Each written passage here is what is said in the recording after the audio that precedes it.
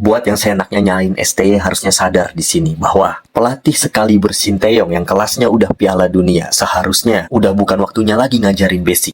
Tapi kenyataannya apa yang dia lakukan? Pelatih ini memang berbeda. Terpaksa dia harus turun gunung kembali. Pelatih yang seharusnya udah bisa ngomongin taktik dan visi ke pemain-pemainnya, mau nggak mau harus memperbaiki pondasi yang dibutuhkan. Dan itu berubah di eranya Sinteyong. Karena kan pelatih ini ngelihat kapasitas pemain kita juga.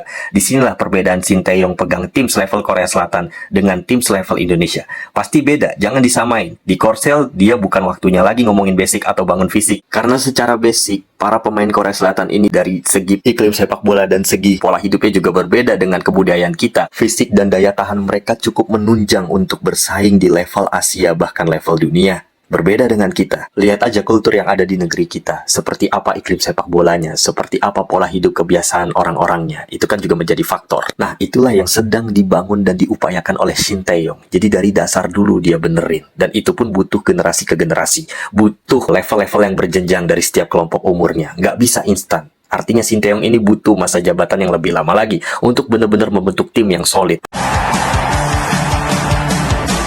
Salam olahraga para pecinta sepak bola Indonesia. Saya yakin banyak yang paham cara menyikapi kekalahan ini. Tapi buat yang nggak paham-paham juga kenapa STY sampai saat ini sulit banget ngasih piala ke Indonesia, biar saya kasih paham.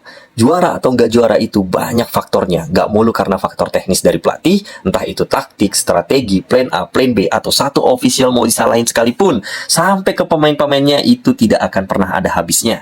Karena masih banyak unsur-unsur yang harus kita bedah. Pertama adalah untuk membentuk tim yang haus gelar dan layak menjadi juara di setiap perhelatan. Garis bawahi pernyataan saya ini ya. Unsur-unsur tersebut tidak lepas daripada ketersediaan SDM yang kita miliki. SDM itu mencakup pelaku di sepak bola. Siapa aja mereka? Jelas para pemain, ya, para pelatih berikut official kepelatihan tentunya, dan pihak-pihak yang terlibat dalam federasi beserta ruang lingkup organisasinya seperti manajemen para klub dan juga sistem di liga serta pembinaan berjenjang. Nah, SDM tadi harus didukung pula dengan fasilitas yang memadai. Intinya masing-masing punya peran dan harus menjalankan perannya sebagaimana mestinya, ya. Dari federasinya misalnya PR mereka ialah sebagaimana yang sedang diteruskan oleh ketum kita di PSSI Pak Erick Thohir sekarang ini, yang dengan pengalamannya sebagai mantan pemilik klub di Eropa, ia coba terapkan bagaimana cara ia membangun infrastruktur yang dibutuhkan dalam sepak bola Indonesia, dari mulai fasilitas pendukung dan beberapa upaya dalam mendatangkan tim kuat untuk beruji coba dengan kita, yang seharusnya udah dari dulu kita lakukan dan kita optimalkan oleh kepengurusan-kepengurusan sebelumnya, yang menurut banyak pecinta sepak bola Indonesia kita ini terlambat atau tertinggal dari negara-negara lain. Itulah kenapa kita selalu tertinggal dengan Thailand bahkan Vietnam. Pembinaan usia dini mereka dan kompetisi berjenjang mereka berjalan dengan cukup baik. Upaya tersebut memang mereka seriusin sampai mampu membentuk tim solid dengan regenerasi berjenjang yang berkesinambungan. Nah, itulah yang sedang kita upayakan saat ini. At least we are trying to back on the track after all. Exactly. Pastinya kan. Kita lihat sendiri mulai ada perubahan walaupun gak sempurna total. Setidaknya didatangkanlah pelatih kaliber Piala Dunia sekelas Sinteyong yang benar-benar berubah dari pondasi awal. Buat yang seenaknya nyalain STY harusnya sadar di sini bahwa pelatih sekali Sinteyong yang kelasnya udah Piala Dunia seharusnya udah bukan waktunya lagi ngajarin basic. Tapi kenyataannya apa yang dia lakukan? Pelatih ini memang berbeda. Terpaksa dia harus turun gunung kembali. Pelatih yang seharusnya udah bisa ngomongin taktik dan visi ke pemain-pemainnya, mau nggak mau harus memperbaiki pondasi yang dibutuhkan. Harus kembali seleksi pemain dari awal sampai ngajarin basic. Dia potong generasi yang tuir-tuir itu bawaan Simon McManamy ke pemain muda, lalu ia tingkatkan fisiknya sebelum menanamkan teknik bermain, ya. Karena kan kita lihat pemain-pemain kita itu banyak yang nggak kuat bermain 90 menit penuh. Rata-rata nafas sudah mulai turun, stamina udah mulai nggak tahan itu di menit-menit 70 sampai ke 75.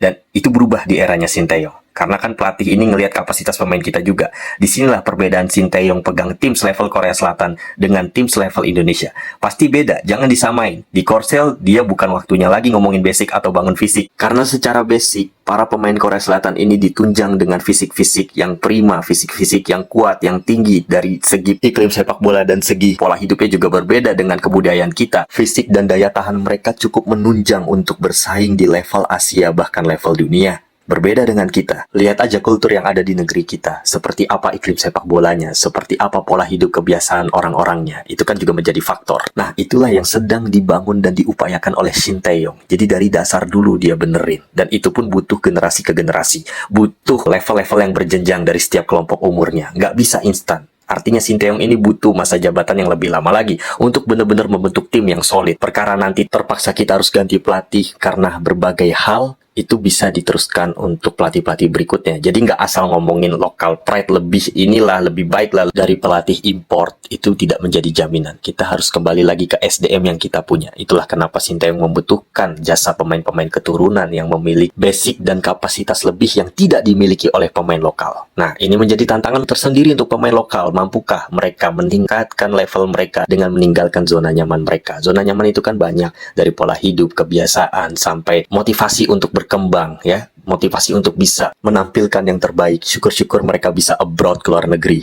Bukan asal keluar negeri ya, tapi ke negeri yang memiliki kultur sepak bola yang sudah mumpuni dan terkenal bisa bersaing di level internasional untuk mendapatkan jam terbang dan pengalaman yang lebih baik, karena didikan di luar itu jauh lebih baik dari segi infrastruktur, dari segi hal-hal yang dibutuhkan ketimbang di negeri sendiri. Ya, di negeri sendiri hanya bermodalkan gaji besar saja. Tapi kalau di luar negeri itu sistem kompetitifnya lebih tersusun dengan rapi ketimbang polemiknya. Berbeda dengan di negeri ini. Tentunya itu kan adalah hal-hal yang positif yang harus kita miliki baik dari pemain lokal maupun pemain keturunan maupun pemain naturalisasi yang kita butuhkan.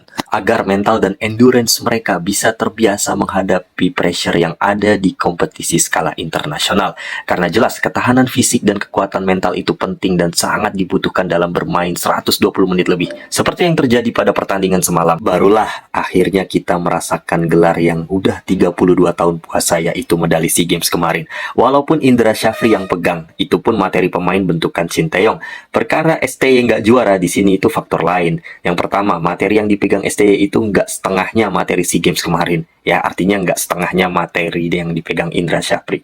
Dan STY cuma bawa 21 pemain, itu pun masih harus kehilangan 4-5 pemain karena faktor cedera maupun hal lain. Total dari final tadi yang hanya dibawa adalah stok 16 pemain saja. Artinya di sini ia harus hati-hati dalam mengambil keputusan untuk pergantian pemain. Ada peran yang nggak bisa diisi oleh cadangannya karena stok pemain terbatas dan STY datang tanpa persiapan yang matang. Itulah kenapa ajang ini untuk pemanasan para pemain agar bisa jadi pelapis yang sepadan, setidaknya dapat mengimbangi dan mengisi pos yang ditinggalkan tim utamanya. Dan di luar dugaan, STY perform kok, hasilnya tak terduga. Mereka tetap memberikan yang terbaik dengan keadaan yang sedang mereka hadapi. Bermodalkan skuad seadanya, tim yang awalnya banyak meragukan tampil di fase grup tiba-tiba buat kejutan di semifinal dengan menyingkirkan tuan rumah dan sampai ke final. Sesuatu yang gak pernah kepikir sebelumnya kalau tim ini mampu mencapai final. Di final pun kita nggak bermain buruk, kita memang banyak ditekan dan lini pertahanan kita masih cukup solid menghadapi gempuran demi gempuran timnas Vietnam. Ada 7 save krusial yang bisa dilakukan Hernando Ari dan salah satunya hukuman penalti yang berhasil dimentahkan keluar oleh penjaga gawang kita ini. Kalau itu masuk maka kita selesai. Walaupun akhirnya dia harus gagal mengeksekusi penalti. Nah, di sini kan banyak yang nyalahin nih. Kenapa kok kiper dikasih nendang? Dia kan tugasnya menggagalkan tendangan. Nah, masalahnya kan udah pasti setiap pelatih akan menawarkan siapa yang siap untuk menjadi eksekutor. Dan ketika ditanya, itu banyak pemain yang nggak siap. Dan jangan lupa, kita juga kehabisan stok penendang utama. Karena 5 lainnya itu sudah diatur, sudah ditentukan siapa-siapa yang nendang. Ya, semuanya sudah menendang, tinggal yang lainnya. Dan yang lainnya itu nggak siap, terpaksalah seorang Hernando Ari mempersiapkan diri untuk menjadi eksekutor. Dia ini sudah berusaha untuk kesana kemari ya, berperan selama 120 menit lebih untuk menjaga gawang Indonesia dari kebobolan. Tentu itu kan harus dilihat juga dan harus dihargai. Jangan dilihat gagalnya tendangan penalti dia. Dan itu juga tidak bisa disalahkan. Kita jangan lupa, masih banyak perjuangan tim nasional Indonesia yang tidak kita hargai dalam 120 menit itu. Tercatat peluang yang kita miliki itu ada miss dari Abdurrahman yang gagal menyambut bola di babak pertama. Tentu itu peluang matang dan memang sulit untuk dijangkau. Heading Ferrari yang masih melebar saat menyambung crossing dari rekan-rekannya. Set piece Dewangga yang masih mampu ditahan kiper Vietnam. Free kick tajam Sananta yang hampir menghancurkan mistar gawang. Beruntung mistar gawang menyelamatkan bola dari kebobolan gawang Vietnam. Belum lagi bola terupas yang didapatkan oleh Kelly Royer yang aslinya masih onside sekitar 2 meter. Tapi emang hakim garisnya buta. Dia malah ngangkat bendera dan menyatakan itu malah offside. Padahal masih 2 meter itu dia onside. Ya, kalau tidak pasti ceritanya akan beda. Karena Stroyer ini bisa membawa bola itu dan bisa memperdayakan kiper lawan. Sananta lolos menyambut umpan dan masih bisa dimentahkan oleh penjaga gawang Vietnam. Dan Riboll coba diambil alih, dimanfaatkan oleh Frankie Misa yang akhirnya gagal melepaskan bola ke gawang. Dan di menit-menit akhir, di detik-detik akhir, terupas dari Sananta ke Stroyer itu gagal dimanfaatkan oleh Kelly Stroyer yang sudah one by one dengan kiper dan bola tersebut mengenai tiang gawang. Alhasil terpaksa tim nasional Indonesia beradu nasib di kotak 12 pas. Kalau udah di sini itu udah bicara mental, ketenangan dan keberuntungan. Di sini harus paham ya, teknik atau taktik apapun tidak berlaku karena di sini bicara pressure, bicara ketenangan mental ya. Dan tentunya tidak mudah. Orang sekelas profesional pun belum tentu bisa melewati adu penalti ini, seperti pertandingan antara Argentina dan Prancis di Piala Dunia kemarin kan. Mereka semua sudah kelas dunia, tapi ya masih ada aja yang gagal untuk eksekusi penalti. Karena ini adalah faktor ketenangan dan keberuntungan.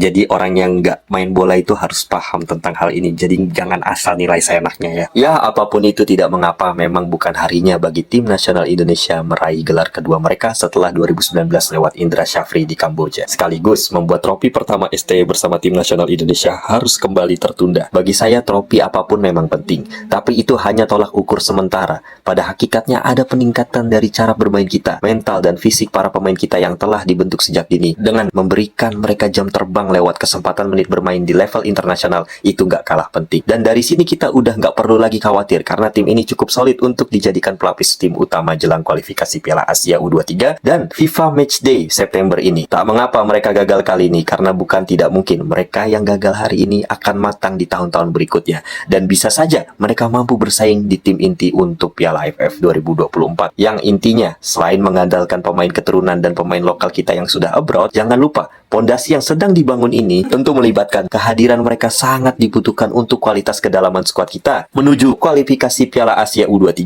Asian Games, kualifikasi Piala Dunia Zona Asia, Piala Asia Senior, Piala Asia U23, Olimpiade Paris, dan Piala AFF 2024. Mungkin kita masih butuh Sinteyong dalam mematangkan tim ini sampai beberapa tahun ke depan.